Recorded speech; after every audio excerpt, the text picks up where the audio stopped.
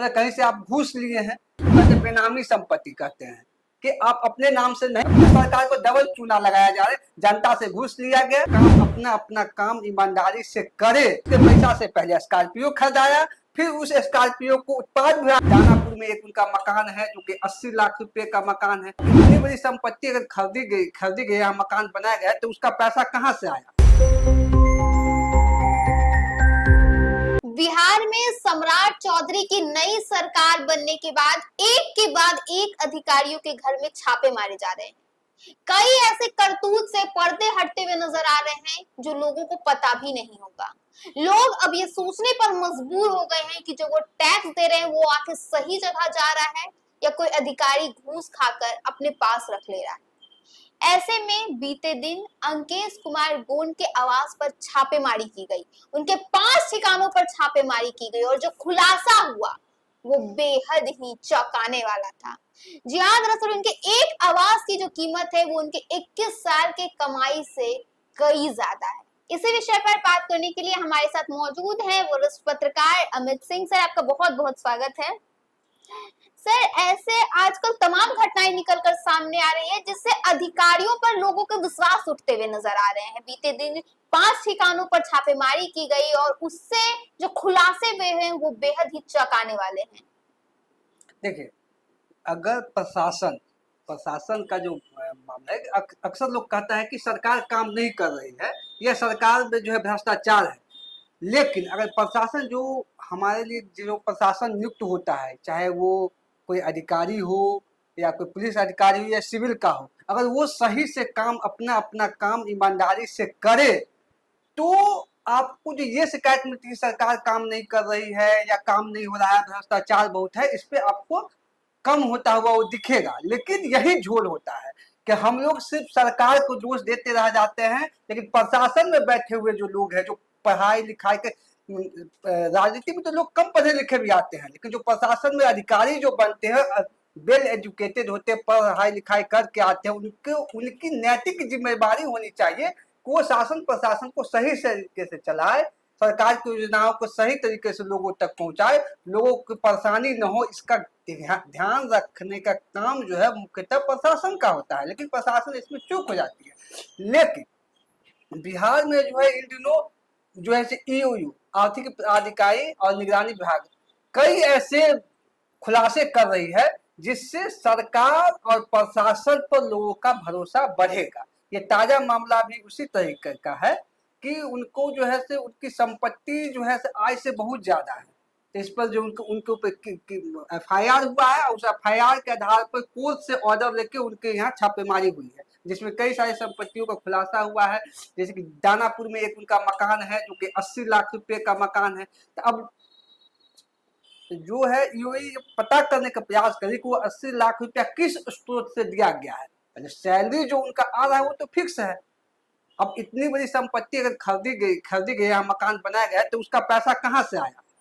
इस जांच होगा, अगर वो सही पाया जाता है तो आगे उस पर कार्रवाई होगी, बर्खास्ती की हो सकती है, सस्पेंड करने का हो सकता है। इसके अलावा उनका जो मुंगेर में भी जो है सो 1,40,00,000 का एक भूखंड व्यावसायिक परिसर है जो 1,40,00,000 का है, तो उसका भुगतान कैसे होगा इसका पता किया जा रहा है।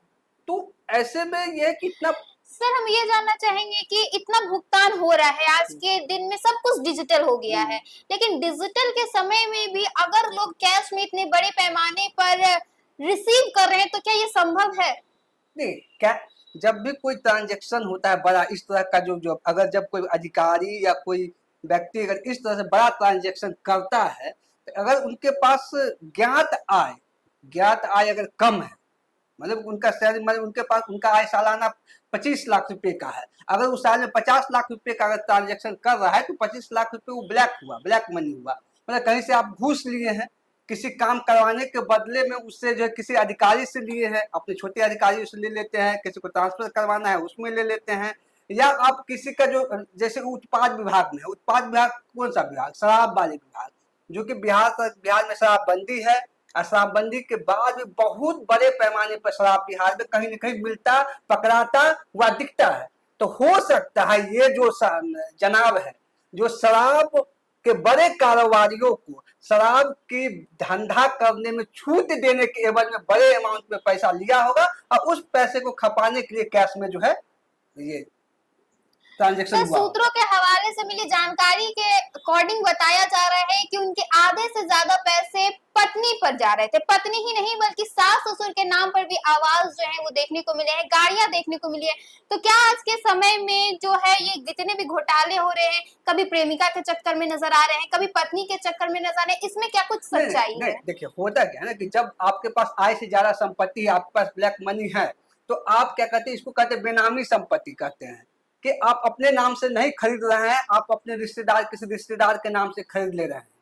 तो बाद में जब कोर्ट में मामला जाता है तो उसमें रिश्तेदार साबित करने का भी कोशिश करेगा, रिश्तेदार कहेगा ये तो हम अपने कमाई से खरीदे हैं, तो उसमें बचने का चांस रहता है। अगर सारा संपत्ति अपने नाम से रहेगा या अपने पत्नी के नाम से रहेगा तो सारा का सारा होगा कि इनका तो आय इतना ही है, और दूसरे के नाम से है तो उसमें जो है कोर्ट में केस लड़ने में भी सहूलियत होती है पता चलने के बावजूद भी। जैसे उनके ससुर के नाम से i10 है, खरीद के दिए हुआ है, एक स्कॉर्पियो भी ये जो है इनके किसी परिजन के नाम से है, और वो स्कॉर्पियो उत्पाद विभाग में ही भाड़ा पर लगा हुआ है, जिसका उपयोग यही कर रहे थे। मतलब स्कॉर्पियो घूस के पैसा से पहले स्कॉर्पियो खरीदाया, फिर उस स्कॉर्पियो को उत्पाद विभाग में भाड़ा पर दे दिया गया, और फिर उससे भी पैसा कमाया जा रहा है उत्पाद विभाग के द्वारा। मतलब सरकार को डबल चूना लगाया जा रहा है, जनता से घूस लिया गया और जो है सो उस पैसे से गाड़ी खरीद के सरकार को ही भाड़ा पर लगा दिया। सर उनके 3 बच्चे हैं और बताया जा रहा है कि तीनों के तीनों जो है वो डीपीएस में पढ़ते हैं, और इतने कम सोर्स ऑफ इनकम में इतने बड़े स्कूल में पढ़ाना कैसे संभव हो सकता है? क्या इसके पहले कभी किसी को इस पे संदेह नहीं हुआ होगा या बात को छुपाने की कोशिश की गई होगी? प्रशासन जब पढ़ते खुलती है तो बातें सामने आती है, उनके बड़े अधिकारियों को भी पता होगा, हो सकता है और भी जो बड़े अधिकारी है उनके पास भी संपत्ति एक्स्ट्रा हो, इसीलिए वो चुपचाप रह रहे हो, या उनके जूनियर जो हो वो भी उसमें सम्मिलित हो, इसलिए इस बात खुलासा हो। क्योंकि डीपीएस का जैसा कि हमको थोड़ा बहुत जानकारी है उसके हिसाब से कहता है कि एक बच्चे को पढ़ाने के लिए डीपीएस में अगर पढ़ाना चाहते हैं तो 25,000 रुपया खर्च होता है। उनके 3 बच्चे वहां पढ़ रहे हैं, तो मतलब 75,000 रुपया के आसपास लगभग डीपीएस वो सिर्फ बच्चे को पढ़ाने में खर्च कर रहे हैं। उनका सैलरी होगा उसी के आसपास में सैलरी होगा, इंस्पेक्टर है तो मतलब सैलरी है तो सिर्फ बच्चे में बाकी चीजें खर्च कहाँ से कर रहे हैं, इसके अलावा करोड़ की संपत्ति भी बना ले रहे हैं। तो ये सवाल तो है, और हमको लगता है कि आगे जांच में आर्थिक अपराध इकाई जो है दूध का दूध पानी का पानी करेगी और इन साहब के खिलाफ बड़ी कार्रवाई हो सकती है। तो क्या आपको आने वाले दिनों में लग रहा है कि और भी कई अधिकारियों के जो आवाज है उस पर छापेमारी हो सकती है, और कई ऐसी चीजें हैं जिस पे खुलासे हो सकते हैं जो फिलहाल जनता की निगाहों से दूर है? लगातार हो रही है, आर्थिक अपराध इकाई और निगरानी की टीम के द्वारा लगातार इस तरह की चीजें की निगरानी, जो भ्रष्टाचार का जो मामला होता है, जो रेड हैंड लोगों को पकड़ रहे हैं, अधिकारियों को या जो कर्मचारी है उसको, आर्थिक अपराध इकाई जो बड़े जो लेवल पर जो बहुत सारा संपत्ति बना लिया, आय से अधिक संपत्ति है या गलत तरीके से कहीं से पैसा उनके पास आ रहा है, तो उन चीजों के छानबीन के लगातार काम कर रही है, और आगे भी आने वाले दिनों में इनकी कार्रवाई देखने को मिलेगी। तो सुना आपने कि कैसे हमारे साथ हमारे वरिष्ठ सहयोगी अमित सिंह ने बताया कि आने वाले दिनों में दूध का दूध और पानी का पानी हो जाएगा, हर चीज से पर्दे हटते हुए नजर आएंगे और कई अधिकारी अब बेनकाब हो जाएंगे। फिलहाल के लिए बस इतना ही। ऐसे ही तमाम बातों के लिए हमारे चैनल को लाइक करें, फॉलो करें और शेयर करें। धन्यवाद।